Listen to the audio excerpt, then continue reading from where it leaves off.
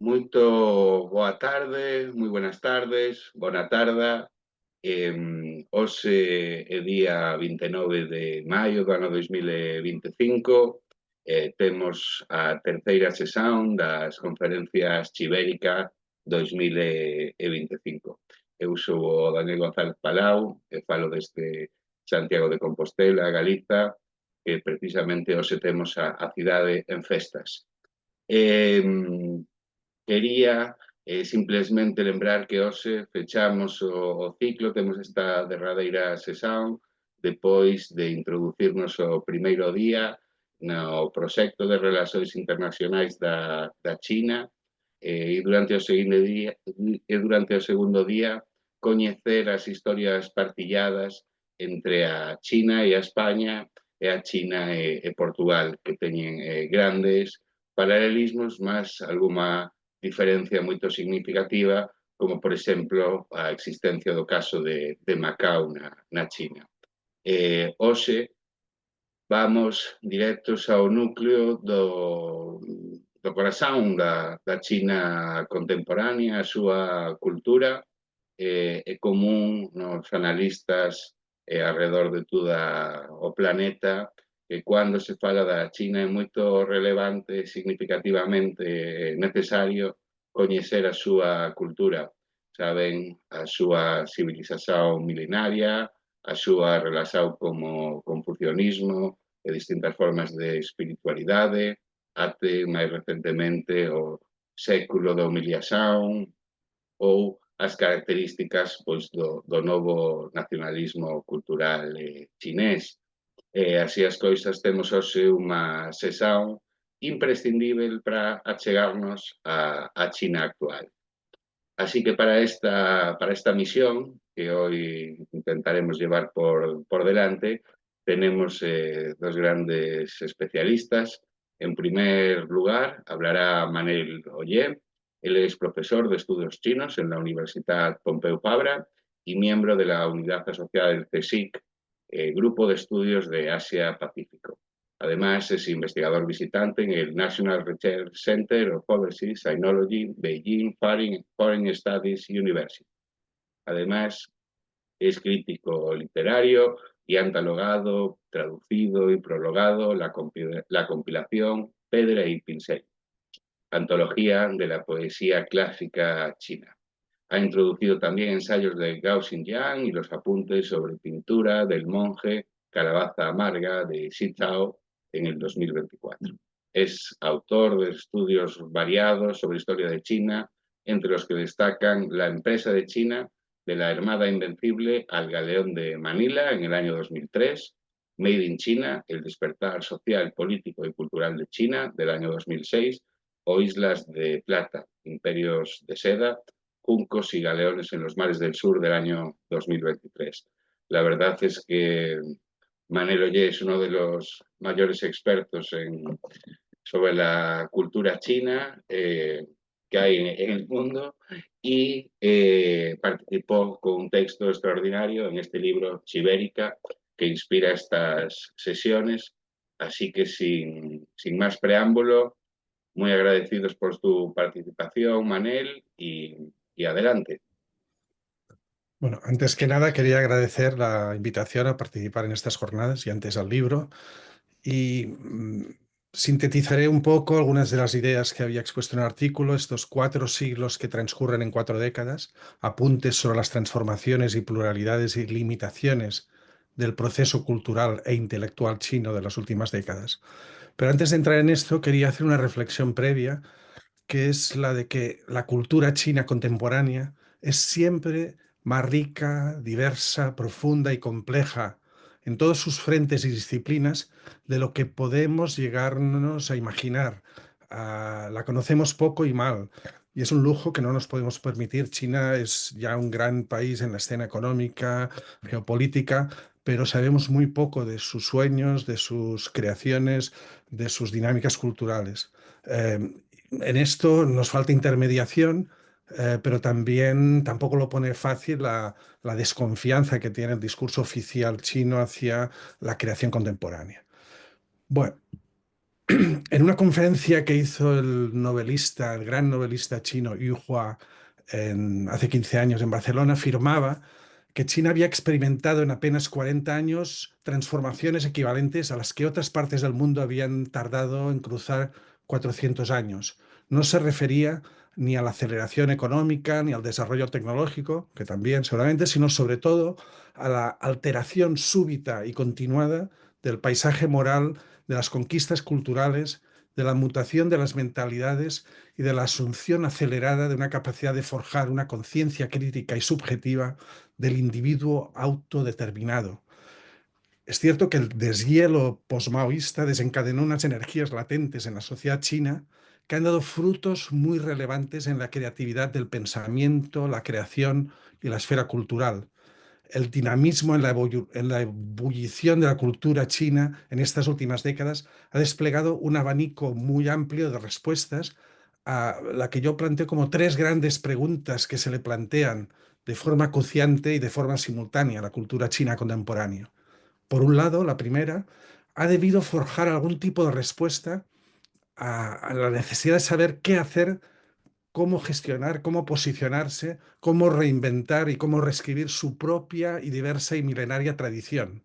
Es bien sabido que cualquier presente crea su tradición. Es más la influencia del presente sobre la tradición que de la tradición sobre el presente. En relación a este reto, la China de las últimas décadas e incluso del último siglo y medio se ha movido entre la iconoclastia hipercrítica, de rechazar, de alejar, de sentirse mal con su pasado, hasta posiciones neotradicionalistas idealizantes o a la fundamentación de un excepcionalismo chino esencialista que encontraría en el repositorio seleccionado de una milenaria tradición china los argumentos diferenciales para rechazar la asunción de una serie de conquistas de la modernidad que no son de ningún país, sino que van surgiendo en diferentes partes del mundo. Por ejemplo, para ver que no es algo occidental, la aparición del primer Estado laico no se produce en Occidente, sino se produce en la India, en tiempos del siglo XVII. Por otro lado, la creación cultural china contemporánea ha debido posicionarse, la segunda respuesta que debía dar a qué hacer con la creación contemporánea, con cómo posicionarse más o menos miméticamente o críticamente ante los logros, los retos y las pautas de la cultura global coetánea, de lo que se está haciendo por todo el mundo. Especialmente en la década de 1920 y de 1980, son dos momentos de máxima influencia y de máxima recepción entusiasta en China de lo que estaba aconteciendo en el resto del mundo. Pero finalmente hay un tercer posicionamiento, una tercera respuesta a la cual el proceso creativo chino debe dar respuesta, que es al reflejo de las nuevas y vibrantes experiencias y realidades inéditas y contradictorias de una sociedad en cambio acelerado. Es decir, su pasado, lo que viene de fuera y la sociedad con la que está interactuando.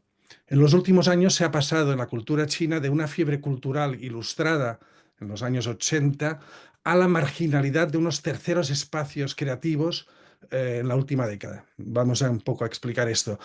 En el periodo postmaoísta de los años 80 se fueron abriendo espacios de relativa pluralidad cultural y social, eh, dejando atrás la revolución cultural uniformada y hipercontrolada en el terreno cultural. De repente se pudo traducir casi todo. Llegaron de repente Jameson, Marqués de Sade, Faulkner, Heidegger, García Márquez, Foucault, Simone de Beauvoir, Borges, Beckett, la Escuela de Frankfurt, Ionesco, Sigmund Freud, etc. Eso produjo una especie de borrachera, un estallido de euforia, la llamada fiebre cultural, fértil en muchos campos del arte y la creación y el pensamiento, a veces epidérmica y un punto ingenua o mimética, y esto produce también el movimiento intelectual de la llamada Nueva Ilustración, que retomaba los hilos que en los años 20 y 30 la nueva cultura, el movimiento de 4 de mayo, etcétera, habían activado. También surgieron en literatura corrientes coetáneas, la búsqueda de las raíces, la gestión de las cicatrices que había dejado la revolución cultural, la experimentación y también en general la emergencia del yo, de lo subjetivo, del amor, etc.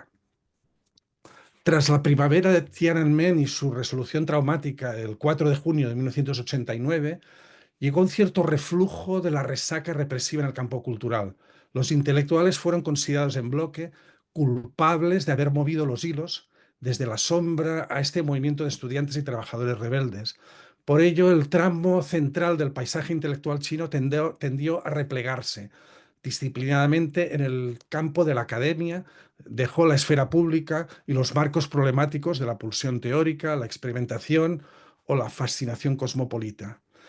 Este repliegue de los tramos centrales y más visibles del campo cultural en la década de los 90 se produce en paralelo a la aceleración de las reformas económicas decididas hacia la economía de mercado, la desregularización, el capitalismo de Estado o comunismo liberal, si se quiere oficialmente socialismo de mercado. Los sectores oficialistas y los sectores más visibles de la cultura y de la producción de conocimiento quedaron atrapados entre dos compulsiones paralelas y a veces paradójicamente simultáneas: servir a los discursos del partido o servir a los discursos del mercado. Al margen de estas confortables servidumbres dominantes, empezaron a surgir pensadores, creadores, artistas, cineastas, escritores, que fueron creando lo que llamo terceros espacios independientes y germinales.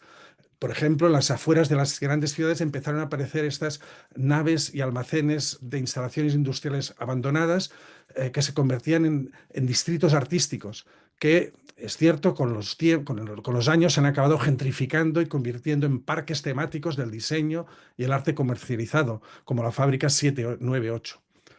En los años 90 se consolida así una escena independiente, que poco a poco fue abandonando las catacumbas y lo marginal y la bohemia, y fue transformando un proceso cultural público ligado a una cierta industria cultural independiente, en el marco de esta economía desregularizada, donde más o menos se podía decir y hacer cualquier cosa mientras no se enfrentase directamente con los líderes, con el partido, con algunos temas tabú. Estas nuevas dinámicas culturales también fueron más despolitizadas, o llevando lo político a la escena del cuerpo, de lo personal, de lo subjetivo, etc. La llegada de Internet a finales de los años 90, sobre todo en la década de los 2000, la primera década de los 2000, les dio gran visibilidad y los convirtió en algo más eh, potente, que acabó siendo para el discurso oficial perturbador e inadmisible, y se fue reduciendo su visibilidad, su influencia, su capacidad de generar un cierto espacio público, una esfera pública. Es por ello que podemos afirmar que la cultura de la última década del siglo XX y la primera del siglo XXI es la más potente, diversa y visible en estos escenarios independientes, sin haber desaparecido estos creadores ni sus dinámicas, son menos influyentes y visibles, como decía antes. Aparecieron los nuevos documentalistas y directores de cine de la llamada sexta generación, que renunciaban al gran negocio del espectáculo emocional de la quinta generación y sus dramas o melodramas históricos rurales, y filmaban sin permiso las caras ignoradas, oscuras de la épica oficial del milagro económico chino.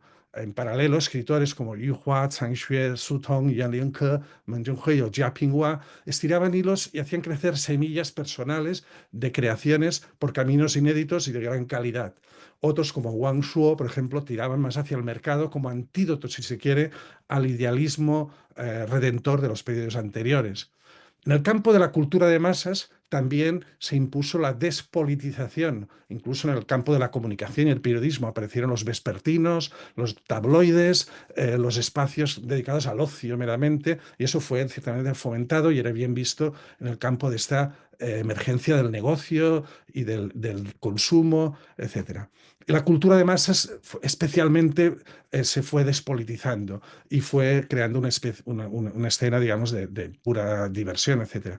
Ciertamente, sin embargo, a partir del año 2008 y sobre todo a partir de 2012, con la llegada al poder de la generación política que lidera Xi Jinping, empezará un proceso de repolitización de la cultura de masas y de la cultura en general, del campo cultural, que se insiere en una cierta ideología de defensa, de una cierta épica que procura contrarrestar los presuntos valores extranjeros e importados de Occidente, etcétera, y que quiere que el partido tenga liderazgo ideológico y cultural, especialmente en la cultura de masas, pero en general la cultura. Así, en la cultura de masas se crean nuevas narrativas patrióticas, nuevas épicas de liderazgo partidario, nuevas mitologías atractivas y eficientes en la juventud.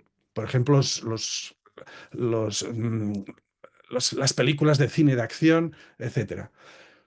Esta tendencia a reducir el espacio cultural y a limitar la controversia o la crítica de la última década ha restado, como decía, visibilidad, no ha hecho desaparecer, pero sí ha restado visibilidad a tendencias que siguen allí. Es el caso, por ejemplo, de la tendencia intelectual de la llamada nueva izquierda, que lideraba o que tenía como cara más visible a Wang Hui, uno de los máximos representantes intelectuales de esta corriente, quizá uno de los más conocidos también fuera de China, con unas propuestas que critican que la modernidad china tenga que venir de la mano del mercado o de la asimilación de modelos políticos y económicos capitalistas occidentales, que considera que es compatible una sociedad abierta y plural con una sociedad igualitaria, etcétera. Por desgracia, Wang Hui sigue estando en su universidad haciendo investigación, pero ha desaparecido de la esfera pública, ha dejado de publicar y de intervenir en la conversación. Este es un síntoma de este cierre, de este precio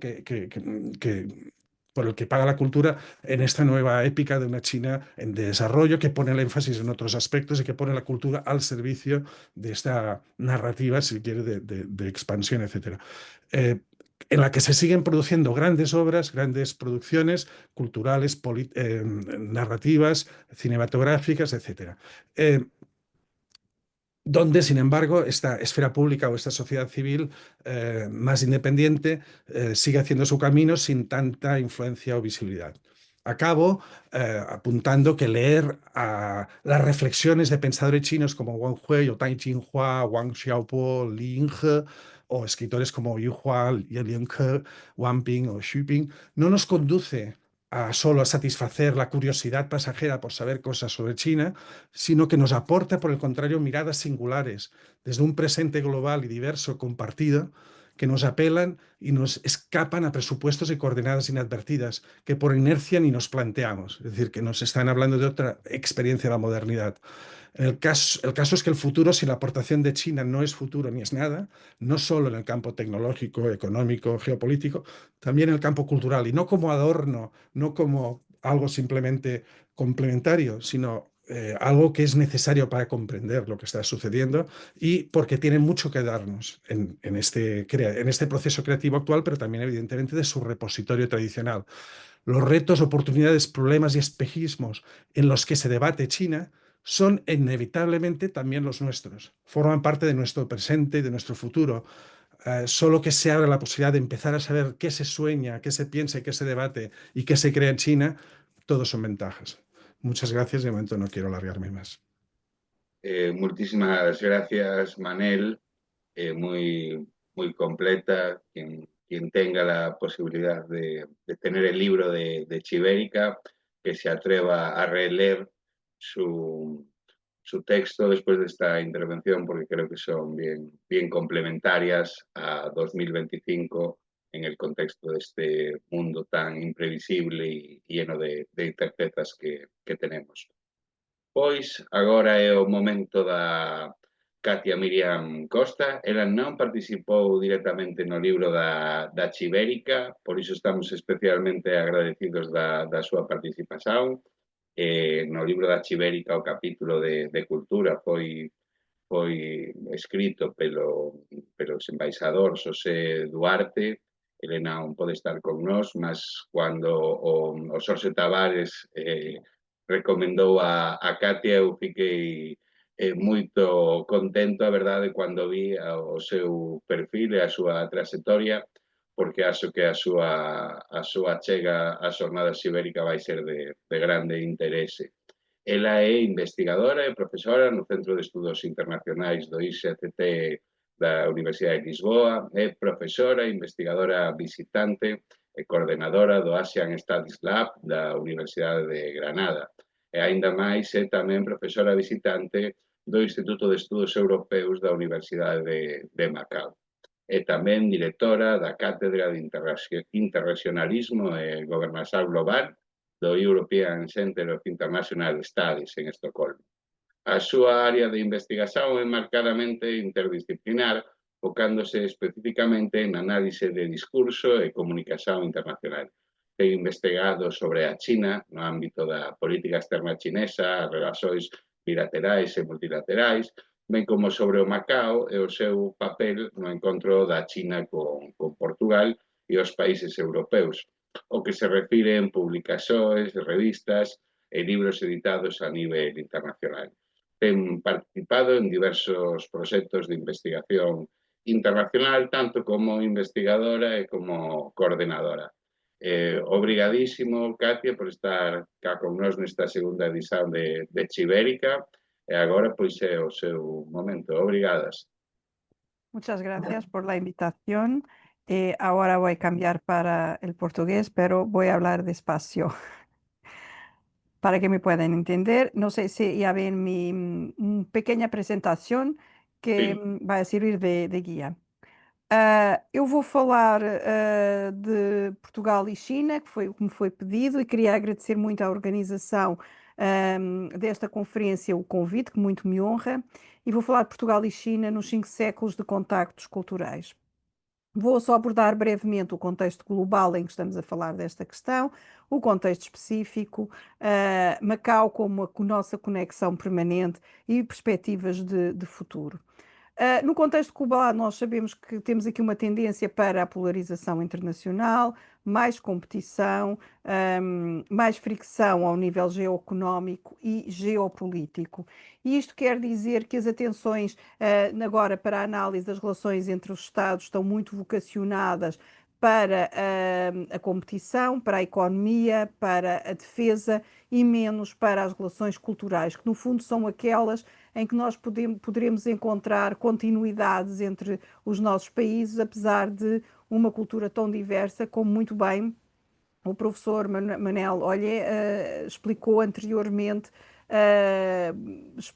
referindo-se a toda esta riqueza cultural que a China tem, por um lado, a todos os processos contemporâneos que só aumentaram a complexidade da sua análise e também uma diversidade que é pouco conhecida do lado de cá do mundo. Portanto, as relações culturais, apesar deste seu papel essencial para o relacionamento entre indivíduos, comunidades e povos, são as menos consideradas nas relações entre Estados neste momento. E isso é um obstáculo para o conhecimento do outro e para o estreitamento da relação com o outro. O nosso contexto específico é que Portugal tem uma relação centenária de 500 anos, que resultam na e da administração portuguesa de Macau e depois também na sua retroceção para a soberania chinesa. Na verdade, Macau foi o ponto de contacto permanente entre estas duas culturas, que vivendo uma situação de diálogo permanente e mais caracterizada até pelo entendimento do que pelo desentendimento, apesar de alguns momentos de desentendimento, tem uma gênese paralela, ou seja, há um paralelismo cultural, são duas culturas que dialogaram, mas não se misturaram. Foram sempre dialogantes, foram fazendo transferências de conhecimento, mas não existiu o que podemos chamar, por exemplo, uma contaminação cultural. Isto porque partem de duas mas de bases filosóficas, de duas bases filosóficas que as afastam. Eu costumo dar este exemplo, apesar de as fazer dialogantes, mantém-nas paralelas. E costumo dar o exemplo que a Confúcio é quase contemporâneo de Sócrates. Confúcio terá morrido perto do ano de nascimento de Sócrates, mas na verdade, o que no período histórico dá-nos a ideia de quase contemporaneidade, mas na verdade os seus percursos filosóficos são diferenciados. E um está, apesar de eles pensarem as mesmas questões sociais, políticas, comunitárias, um está muito mais centrado no indivíduo e outro na relação indivíduo-polis, e o outro tem como mediador o elemento, por exemplo, da família, apesar de também estar a pensar o indivíduo e a polis. Então nós temos um momento de descoberta mútua, de partilha de espaços, de partilha de conhecimentos, que está muito bem plasmada, por exemplo, no envio de missionários para a China e para a corte chinesa, mas missionários que vão transmitir conhecimento, receber conhecimento, estreitar laços, estreitar diálogos, mas que não ficam impedidos de missionar, ficam impedidos de fazer conversão. Portanto, isto quer dizer que a cultura chinesa, de alguma forma, por exemplo, através da religião, se tentou proteger de uma eventual contaminação ocidental. E mostrou também uma tendência que na sociedade contemporânea chinesa é mais evidente, que é a aceitação mais rápida e profunda da transferência de conhecimento do que propriamente de transferência cultural absoluta. Portanto, o que nós temos também é, a par deste paralelismo cultural, uma convivência entre as línguas chinesas, o mandarim e o cantonês, e sobretudo o cantonês ali em Macau, e o português, que se torna depois a língua da administração. É bom lembrar que Macau tem uma gênese que não é muito próxima de um processo colonial tradicional. Macau resulta de uma concessão pela qual os portugueses pagavam renda e apenas no século XIX a administração portuguesa, já no seguimento de todas aquelas confrontações que dão origem à fundação de Hong Kong, mas também àquilo que se denomina o século da humilhação, os portugueses se recusam a pagar o tributo que teriam que fazer, portanto, o tributo para a concessão. Portanto, isto dá aqui uma morfologia muito especial a Macau, que depois também, depois da Revolução do 25 de Abril de 1974 em Portugal, se enceta um processo negocial e nesse processo negocial que é encetado entre Portugal e a China, Macau passa a ser um território sob administração portuguesa, mas em coordenação com a China, no sentido que há uma negociação para a transferência de poderes. Portanto, este contexto muito específico fez com que a cultura portuguesa e a cultura chinesa estivessem permanentemente em diálogo e ligadas, mas ligadas através de um território que estava geograficamente distante de Portugal, politicamente distante da China. Um dos pontos altos deste paralelismo dialogante é, sem dúvida, a fundação de um gabinete que era o expediente cínico, que vem a ser terminado ainda já no final do século XIX, mas que permitia a permanente tradução de mundos culturais e a permanência de diálogo cultural. O expediente cínico era constituído por portugueses e macaenses, ou seja, pessoas já nascidas em Macau, muitas delas já de origem mestiça, ou seja, de cruzamento entre as duas etnias ou entre várias etnias, porque havia um certo controle e repúdio a que os portugueses, por parte das autoridades chinesas, a que os portugueses casassem com chinesas, ou que homens chineses casassem com mulheres portuguesas. E estes casamentos vêm-se a dar mais tarde, já numa comunidade mestiçada com outras populações orientais que frequentavam Macau. Mas estes macaenses também estão no expediente cínico.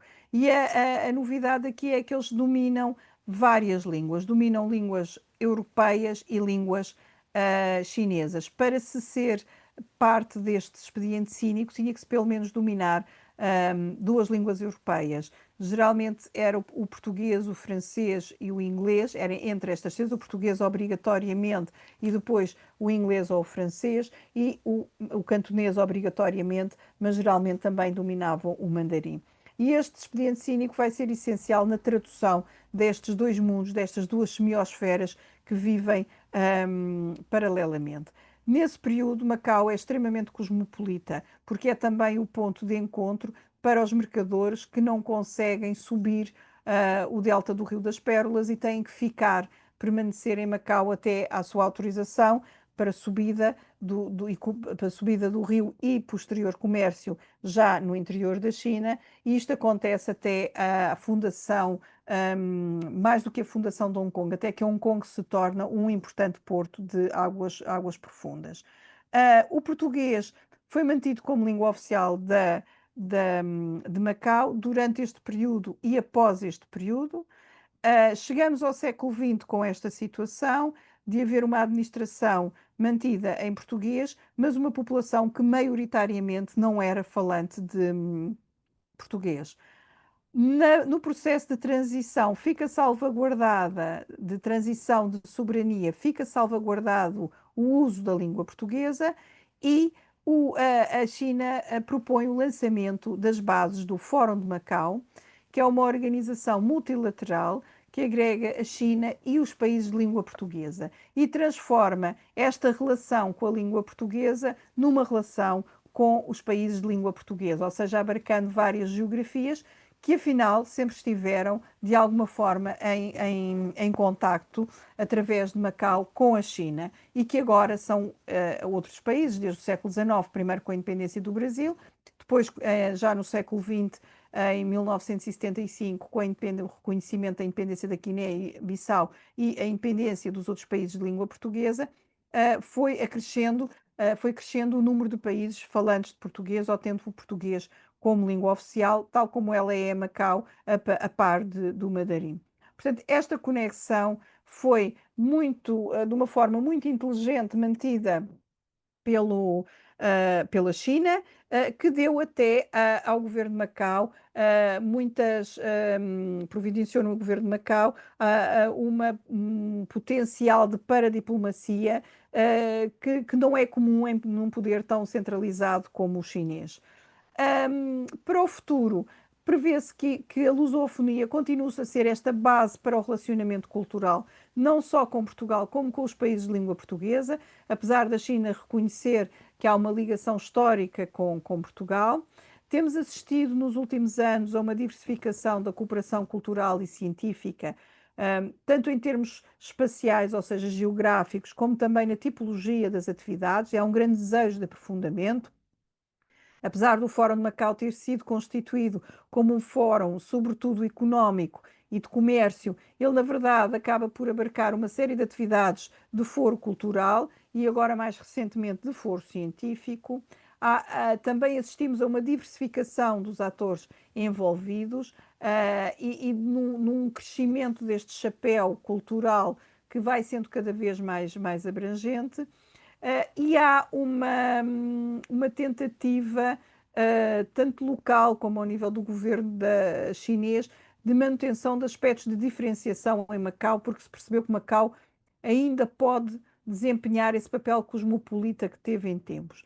E muito recentemente, não está aqui nesta apresentação, muito recentemente também incluindo o mundo de língua espanhola. Portanto, há agora uma nova abertura.